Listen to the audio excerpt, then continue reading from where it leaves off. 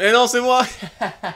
Qu'est-ce que je suis drôle. Bien le bonjour les enfants, comment allez-vous? Aujourd'hui, on va regarder comment on fait des enfants. Eh oui. Ah putain, je pète un câble dès le début. Comment allez-vous? Aujourd'hui, on se retrouve sur une nouvelle vidéo, bien entendu, comme vous pouvez le remarquer. On va parler de choses macabres. Nous allons parler de quelque chose de fort bien triste. Ce que nous appelons les thugs. Vous voyez ce petit Timéo qui n'écoutait pas sa maman au supermarché? Ou encore le petit Nicolas qui vous a regardé droit dans les yeux et a craché un gros molar par terre. Ou encore Sacha qui, à 12 ans, se barre de chez maman pour capturer des animaux et les faire se battre contre leur gré. Ce genre de thug, nous allons en parler. Bien entendu, c'est totalement faux, on va pas parler de ces thugs-là. Non, déjà, thug en anglais veut dire voyou, comme ça vous saurez pour le mot que vous utilisez tous mais que vous ne connaissez pas réellement. Thug veut dire voyou en anglais. Nous allons parler de Thug, la religion indienne. Incarnation de la déesse mère, représentée avec plusieurs paires de bras, ainsi que une guirlande de crâne autour du cou. La taille entourée d'avant-bras, ce qui est plutôt flippant, il faut l'admettre, c'est l'une des divinités hindoues les plus flippantes. Les thugismes, oui c'est comme ça que nous les appelons, les thugismes, ont leurs prêtres, leurs mystères, ainsi que leurs rites. L'organisation remonte à une contrée très lointaine. Comme toutes les religions, le thugisme s'octroie des origines divines. La déesse Kali. La déesse Kali révéla donc elle-même aux thugs l'art de la strangulation. Elle s'était chargée elle-même de faire disparaître les cadavres. Enfin, les cadavres. Non, pas les cadavres, les offrandes que les thugs lui faisaient. Le malheur voulut qu'un jour des adeptes de la religion de Kali effectue le crime de l'indiscrétion. Tout simplement, ils épiaient les faits et gestes de Kali. Et donc, il la découvrit alors qu'elle descendit sur Terre pour récupérer son dû, son offrande, qui est offerte en holocauste. Il fut donc puni de devoir cacher eux-mêmes les offrandes de l'holocauste. Et donc, par conséquent, la déesse Kali ne descendait plus sur Terre pour pouvoir les cacher, et c'était à eux-mêmes de devoir le faire. On se dirait peut-être que il y aurait moins d'adeptes, par peur de se faire prendre, mais c'est tout faux. Il y aura encore plus d'adeptes par la suite. La cérémonie de l'initiation au thugisme se déroulait de telle manière.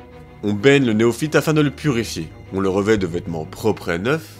Ensuite on le présente à ses confrères, à ses futurs frères d'armes si je puis dire. Par la suite on se rend dans un lieu sacré. On appelle la déesse Kali. Et bien sûr on lui demande de faire un geste, de faire un signe quelconque, afin de savoir si elle daigne accepter le nouveau venu. La déesse Kali étant très sympa, vraiment une bonne pote, elle donnait toutes sortes de signes. N'importe quel signe suffisait, c'était validé. Un oiseau qui vole, un cri d'un animal, quelqu'un qui respire, une toux. J'exagère bien entendu, mais le bruit d'un animal suffirait, donc j'imagine que un mec qui se casse la gueule, ça lui convient aussi. Genre le mec qui trébuche, hop c'est bon, ok c'est validé. Une fois le signe apparu, on entre alors dans la maison d'un des initiés. On met dans la main du nouveau venu la hache en fer qui représente le thugisme. On lui demande de faire ses vœux. Une fois ses vœux faits, on lui pose un petit morceau de sucre sur la langue. Et c'était accepté, c'est bon, il faisait partie de la secte, si je puis dire. C'était une religion. Autant pour moi, c'était une religion, pas une secte. Il y a bien entendu des règles dans cette religion. Il ne fallait pas tuer par le sang, c'était banni. On les tuait uniquement par strangulation, tout de même. Soyons civilisés chez nous, on ne devait pas faire couler le sang, mais seulement tuer par strangulation, histoire d'être un peu cruel quand même, hein, parce que sinon c'est pas drôle. Malheureusement, ceux qui venaient à faire couler le sang de ces victimes se retrouvait banni de la religion et plus personne ne voulait lui parler, car c'était un rejeté. Chaque sacrifice humain était précédé de cérémonies en l'honneur de la déesse et tous les butins étaient remis aux prêtres. Ça valait le coup d'être prêtre dans cette religion tout de même parce que tu amassais tous les butins. Et bien entendu, en plus de ce petit butin que tu récupérais des victimes, la personne devait faire un cadeau au prêtre, un cadeau de soi envers le prêtre, comme ça en plus, pour faire plaisir en plus. Voilà. Depuis bien des années, d'épouvantables crimes étaient commis dans l'Hindoustan. Des crimes avec un certain audace, des personnes connues qui disparaissaient, des caravanes qui n'arrivaient jamais à destination, et on ignorait ce qui s'était passé. Il ne fallut rien de moins que l'attaque dirigée contre le colonel Sir Edward Butler sur la route de Trichinapalli à Badra, pour ouvrir enfin les yeux aux plus incrédules. Les Britanniques s'engagèrent ainsi en 1840 dans une bataille, une lutte acharnée contre les thugs. C'est tellement absurde, une guerre contre les thugs. C'était le colonel William Sliman qui était chargé de ses 17 adjoints ainsi qu'une centaine d'hommes dans cette guerre. Une force de police nommée Tuggy and Dacoity Department qui fut mise en place et qui garda ce nom jusqu'en 1904 et qui fut remplacée par la Central Intelligence Agency qui est la CIA aujourd'hui. Lors de cette guerre, plus de 1500 thugs ont été... Désolé mais ça me fait trop rire là le mot thug. Plus de 1500 thugs ont été arrêtés. 300 ont été pendus. 70 sont en prison à vie et une vingtaine ont été acquittés. Seulement, et sûrement parce que c'était peut-être les seuls où on n'était pas trop sûr. J'ai pas vraiment d'informations sur eux. Par contre, j'ai l'information sur l'un d'entre eux. Même sur deux d'entre eux. Mais un où j'ai pas vraiment d'informations, c'était juste le chef. Et le deuxième qui est vraiment très intéressant. Le chef s'appelait Felin Gea, un truc comme ça. Et lorsqu'il fut arrêté, le thuggisme, la religion, déclin rapidement, jusqu'à disparaître. Mais une personne est restée dans les bons gros annales de cette histoire. Tug Behram. Il est resté connu car c'était le plus meurtrier d'entre eux. Entre 1790 et 1840, il a tué un nombre incalculable de victimes. Ce nombre s'élève à 931 personnes. Tout ça pour les offrir, faire une offrande tout simplement à la déesse Kali. Et ils sont tous morts par strangulation. Il n'y a pas eu de sang versé, comme la religion l'indique. Cet homme fut pendu du coup, lors de la guerre en 1840. Il était l'un des premiers à avoir été attrapé. Bon voilà, c'est la fin de cette histoire sur les bons thugs des Tessie, comme on dit dans le milieu. J'espère que cette histoire vous aura plu. Bien entendu, il y a le petit bonus à la fin, un petit bonus qui est plutôt long pour cette fois. C'est un gros bonus, mais de base, je pensais pas que ce serait un gros bonus. Comme d'hab, je voulais faire un truc un peu à la con qui n'a rien à voir, qui détend l'atmosphère. Et j'ai fait, mais en fait, c'est grave long, et c'est grave bien. Pour moi, en tout cas. Vous verrez bien ce que ça donne. Salut mes petits poulets, c'est moi, la voix off. Et oui, je suis là pour vous rappeler de penser à liker la vidéo si vous aimez, à vous abonner bien entendu, parce que dans mes statistiques, bah si vous n'êtes pas abonné, ça me fait chier, en fait, clairement. Voilà, vous me faites chier, je le dis, franchement. Et je vous invite bien entendu à vous abonner à mon compte Instagram où je fais plein de photos qui n'ont rien à voir clairement avec mes vidéos. Bien entendu, je poste aussi mes petites nouvelles, les avancées de YouTube, mais mon compte Insta est principalement fait pour les photos. Et voilà, bisous, bonne suite. Alors on part sur l'histoire. L'histoire folle des sextoys. Eh oui, faut bien en parler des sextoys, tout le monde les utilise, beaucoup de gens en tout cas, mais personne ne sait vraiment d'où ça vient. Eh bien, c'est plutôt intriguant. Cela remonte à fort longtemps, 40 avant Jésus-Christ. Selon un philosophe grec dont je n'ai pas le nom, cela vient de Cléopâtre. Notre belle et chère Cléopâtre qui dirigeait l'Égypte à l'époque. Elle serait à l'origine des premiers vibromasseurs. Hein. Je parle pas juste des gods, mais des vibromasseurs. Voyez-vous, les machins qui vibrent pour que ça fasse plus d'effet.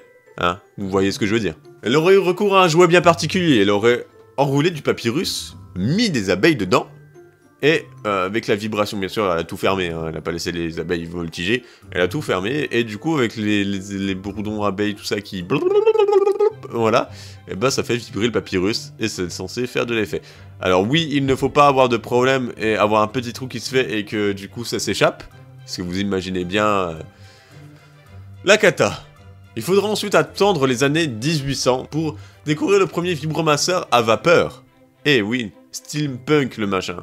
Style steampunk. C'est le médecin anglais Joseph Mortimer Granville qui dépose un brevet sur son appareil qu'il a appelé le marteau de Granville. Ou encore le percuteur mécanique à ressort. Toutefois, cette invention n'est pas utilisée par les personnes chez soi directement, mais pour les médecins. Car à l'époque, une femme atteinte d'hystérie, il fallait la soigner en lui faisant plaisir sexuellement. Donc, est-ce que c'était une pratique qui pensait vraiment que ça allait fonctionner et que ça fonctionnait?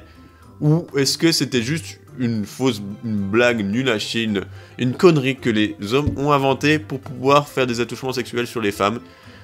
Je pense que la deuxième réponse est la bonne. Il faudra donc attendre 20 ans plus tard, le 20e siècle, afin que les sextoys quittent le monde médical. Dans les années 30, avec l'arrivée de l'électricité, les sextoys commencent à ressembler réellement à quelque chose, enfin, si on peut dire quelque chose, ils ressemblent plus à des appareils ménagers, ou à des batteur à œuf vibrant. Attention mesdames à ne pas utiliser votre batteur à œuf tout de même pour ce genre de choses.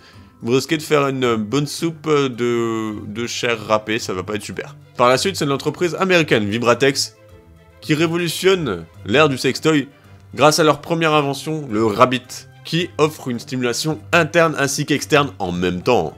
Fabriqué au Japon, il prend la forme d'un lapin. Oui, c'est étrange, mais c'est pour contourner les lois qui empêchent toute chose ayant une forme obscène, car les Japonais ont une censure sur tout ce qui est une forme obscène, c'est pas ouf. Même les fraises sont censurées au Japon, car elles ressemblent à un sexe féminin. Oui, c'est totalement absurde, mais le Japon, c'est le what the fuck Japon. Depuis, les sextoys n'ont cessé d'évoluer. En un an, le nombre de patients pris en charge au service d'urgence américain dû à des problèmes avec les objets érotiques, si je puis dire, a considérablement augmenté. On est passé, en une seule année tout de même, de 1700 à 2500 patients. Et on est carrément en double de 2007. Tout ça dû à la sortie du premier tome du livre 50 nuances de Grey. Donc je tiens à rappeler tout de même que ce que vous voyez dans les films ou dans les livres, ce n'est pas forcément à refaire à la maison. Ce sont faits par des professionnels dans les films, pas du tout. Mais voilà. Bref, mes chers amis pervers, nous sommes arrivés à ce petit moment bonus qui est un peu long pour un bonus, mais qui est très amusant et que je trouve vachement intéressant, notamment l'histoire du papyrus avec les abeilles. Ça, c'est vraiment bizarre. Bref, j'espère que cette vidéo vous aura plu, et n'oubliez pas, bien entendu, de lâcher un petit pouce bleu, de vous abonner, d'activer la petite cloche, de parler aux gens de ce que je fais, voilà, c'est toujours très sympa, et d'aller sur Insta car je poste également des photos très intéressantes que j'aime beaucoup, et que je prends un grand plaisir à faire. Et sur ce, je vous dis portez-vous bien, et bisous sur vos petites miches bien moelleuses.